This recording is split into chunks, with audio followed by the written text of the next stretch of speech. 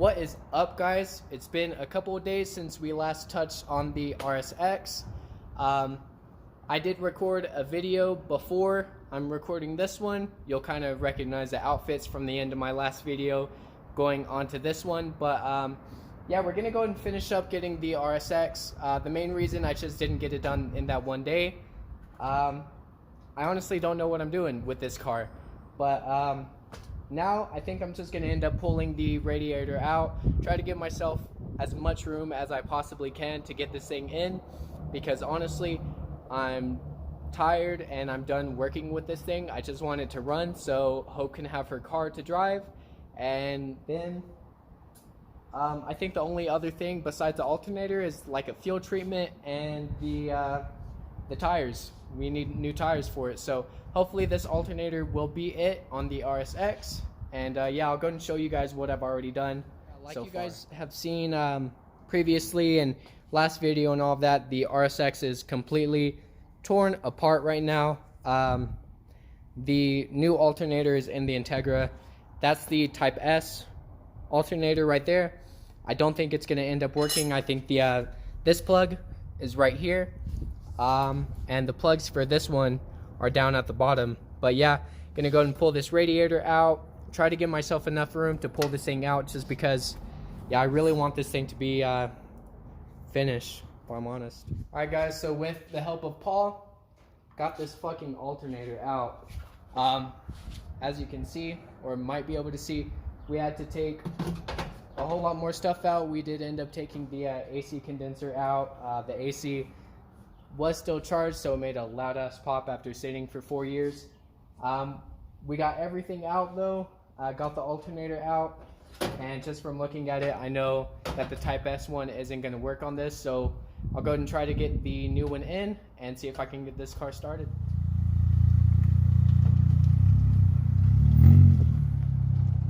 Peace out, Pauly D. Alright guys, so after a little bit of a closer inspection, this is going to be the Type S, and this is the one that came out of the car.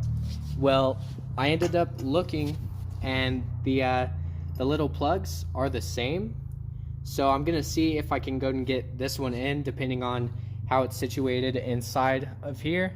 And maybe this one will be a little bit easier just because of the placement of the plug. If it is easier, then hell yeah, I can return the brand new one and get the money back for it. If it doesn't work, then we'll just go ahead and put that as the core, and we'll get our money back for this one from Rudy. But alright, I'm gonna try to get this thing back in. So sadly, we are not gonna be able to use this Type S alternator. The main thing is, it's just too big. I tried fitting it in there, and it ended up tapping the intake manifold, which really sucks. I feel like the Type S one would have just been a little bit better, but I guess using a brand new one will be fine. We'll get the money back for the Type S, and we'll go ahead and get the money back for the core charge. But yeah, so we're gonna go and try to fit the brand new one in. Hopefully it goes easier in than it did out. But yeah, I'll go ahead and get back to you guys after I get it in. Real quick, I did test fit the alternator. It fits good. I was able to get the clips in and out pretty easy. But one thing I wanted to do, since we already took the AC condenser out, I wanted to, if you can see it right down there, I took the AC lines off. Honestly, there's no reason for them being there. It does suck that this car isn't going to have AC, but I think the AC system was blown way before we even touched it. So I think with those AC lines out of the way, it's going to make it a whole lot easier, just in general, to work on this car. Eventually I will get the little AC thing out completely, but for now I just want to get the alternator in, see if the car can start. Alrighty guys, so the new alternator is in. I still have a couple of bolts to tidy up, make sure everything is back in place. Hopefully I didn't miss anything. That would really suck, because most of the bolts I had to take off are in this area. If I have to take anything off again, I'm gonna be pretty upset. But yeah, hopefully I'll be able to get the serpentine belt back on fine. I already checked down here. Everything looks like it's in pretty much good in place. Just got to make sure I can get the belt onto the alternator, get it wrapped around the auto tensioner right back here, and then around the power steering. After that, I'm pretty sure it'll be fine. Just once again, get everything else tidied back up, and find out what to do with this AC line, since it's kind of just chilling. Guys, so we were finally serpentine belt back on. We got most of the intake manifold bolts and nuts back on. I'm gonna go ahead and look across the car, see what else needs to get bolted on, you know, besides the headlight, besides the front bumper, just the miscellaneous things that I would want to get cleaned up real quick before we try to get this thing started. Hopefully she does start. That would be amazing, especially on the first couple of tries. Of course, it has been sitting for about 4 years, so it might have bad fuel. It could be any number of things, but hopefully it is just that alternator and we can get this thing started. But yeah, got the belt on, got it secure, got it all ribbed up in the right places. Gonna get it cleaned up and hopefully she'll start. All right guys, so we pretty much got it all put back together. There's a couple of things I'll want to clean up, but for the most part it's put back together. I think it's put back together to the point where I can try to start it.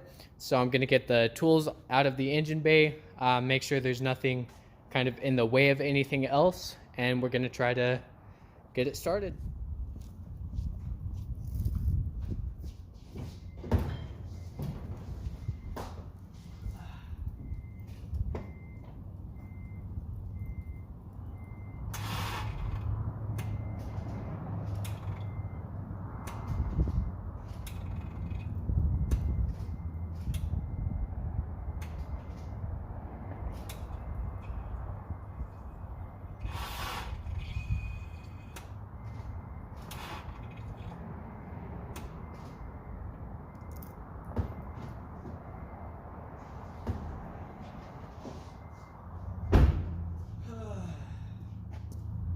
Well, that didn't go as planned.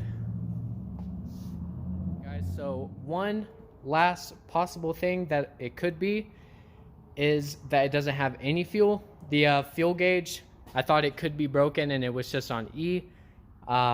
It could actually just be completely out of fuel. We did think it had fuel in it just because of the sloshing that we heard. But honestly, it could be just out of fuel. And if it is, that means there's no bad fuel in the system. But of course, you couldn't really hear anything moving or anything like that. So we're gonna go get some fuel and hopefully we can get it started up. As you can see, we got back to the storage unit. Sorry, it is pretty dark right now. Pretty much just gonna record with the headlights of the Integra and, you know, different lights. But I got some fuel treatment, some starting fluid, and some fuel. So we're gonna put some fuel, put the starting fluid in, and we're gonna try again. So yep. All right, so bad news, guys. She didn't want to start. Every time I would try to turn the key, it would make a little bit of noise. Not completely sure, honestly. Honestly, it could just be stuck in limp mode, because it's not trying to crank or it's not trying to start at all. I'm not completely sure, but since we didn't get it started tonight, I'm gonna hop on the forums, see about it being in limp mode or if it's in valet mode or whatever, since this car does have a valet mode. I'm gonna see what I can do, and hopefully in the morning I can come back, try to get this thing started. If not, honestly, I'm not completely sure. If it ends up being just completely stuck and we can't do anything, not even reflashing the ECU or anything like that, then I'll honestly just see about pulling that engine out and having a K-Series either to sell or put in one of my other cars. But yeah, since I wasn't able to get it done tonight, hopping on the forums and seeing what I can do. But all right guys, so it's the following day. went ahead and came back to the RSX. I was all over the forums last night and kind of this morning. One thing I did not notice that was on the dash is a green key. Well, the green key light on the dash is the immobilizer. I know there's a couple of things that I can do to fix it. I can either get a K-tuned immobilizer bypass. I can send the ECU off to HA Motors and get the ECU reflashed, or I'm gonna try to use this OBD2 scanner real quick just to get it fixed. If this doesn't work, then I'm gonna see about just getting a K-tuned immobilizer. So yeah, I'm gonna go and find the OBD2 port on the RSX, see what I can do with this. Hopefully this works. If not, gonna have to spend some more money. I did rent this OBD2 scanner from AutoZone, so I'll be able to get my money back when I send it back over there. But yeah, I'm gonna see what I can do with this right now. Alright guys, so I just got done trying to hit this thing with the OBD2 scanner. It didn't end up working, which really sucks. So I'm gonna go and get the like steering part taken apart. See if I can take a look at the immobilizer, because apparently it's just this little piece that kind of clips on where the key is. So I'm gonna take a look at that, see if I can just unplug it, plug it back in, see what I can do before I end up needing to buy a part for it. So yeah, gonna see what I can do with this. Hopefully I can get something worked out. Alright guys, so as you can see right here, this is the immobilizer. The wire that hits it is this little green one. I've already tried to start the car by unplugging that. I tried to unplug the blue. I believe that's the ignition. I've tried a few different things, and if you look right here, so yeah, that's what it does. You turn it to that, and yeah, that's the green key right there. Honestly, at this point, I think I'm just gonna have to buy the K-tuned bypass, because this car just isn't really wanting to start on its own. It's pretty upsetting, but hopefully after the that K-tuned bypass, this thing will work. I believe what it does is it takes all the wires from the immobilizer, from the ECU, and it just has a different little program module, and it bypasses the immobilizer. A lot of people tend to use those for the K series swaps, but of course, since this isn't going to be a swap, it's just trying to get the car started. I'm pretty sure it'll work, so we're just going to leave the battery unplugged for now. I'll go ahead and order the K-tuned bypass probably tonight, because I want to get this thing started as soon as I possibly can, as well as getting the